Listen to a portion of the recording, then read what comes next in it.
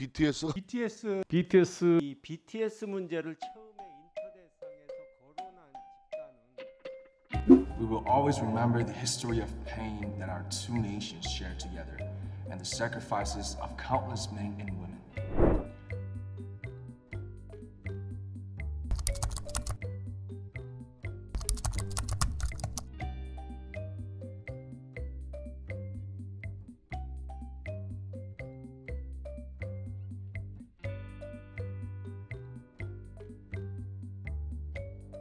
BTS가 너무 억울하게 당한 케이스라고 생각이 됩니다.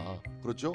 근데 중국이 이런 식으로 나오는 거에는 이게 처음도 아니고 반복되고 있는데 이것은 의도적인 전략의 일환으로 봐야 되는 거 아니겠습니까? 여기에 대해서 정부가 너무 수동적으로 좀 속수무책으로 있는 것은 아닌가. 그나마 BTS 정도 되니까 뭐 팬덤 그룹이나 아미 이런 데서 전 세계적으로 디펜스를 해주고 하니까 좀 방어가 되지만 사실 웬만한 사람들은 그냥 당하기 마련이에요. 이 지금 상품 수입 중단 또는 배달 중단과 관련한 문제가 처음 보도된 직후에 아까 정 의원님께서 지적하신 것처럼 저는 중국 정부의 최고위급 인사를 직접 만나서 이 문제에 대한 문제 제기를 저 자신이 직접 했고 또 소통을 했습니다. 그리고 또 그 이후에 계속 지금 나오는 보도 내용을 저희들이 확인해 가는 실무적인 노력을 계속해서 하고 있습니다. 그런데 어제 저녁까지도 저희가 중국 회관, 우리로 한 세관입니다.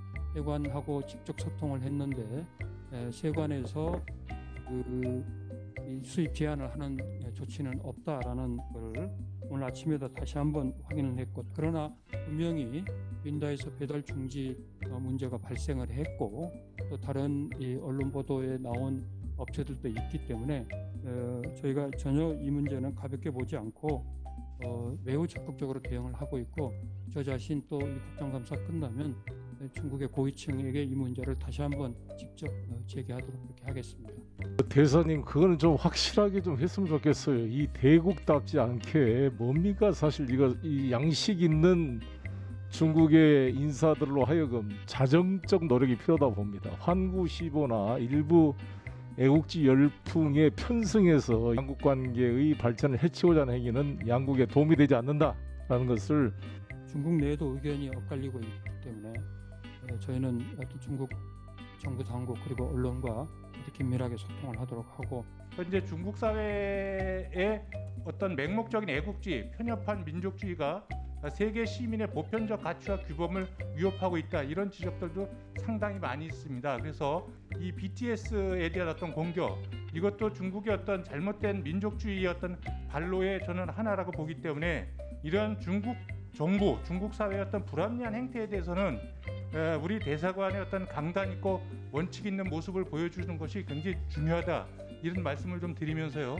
이 BTS 문제를 처음에 인터넷상에서 거론한 집단은 이 소수의 극단주의자들, 우리로 치면은 일베 비슷한 그런 집단이고, 그 사람들이 과격한 주장을 한 것을 선정적이고 좀 자극적인 보도를 일삼는 환구시보에서 그걸 받아가지고 쓰고, 그것을 우리 언론에서 그것이 뭐 마치 대다수 중국 국민의 정서인 양 또는 중국 정부의 뜻이 그런 것처럼 좀 잘못 보도가 된 부분이 크다.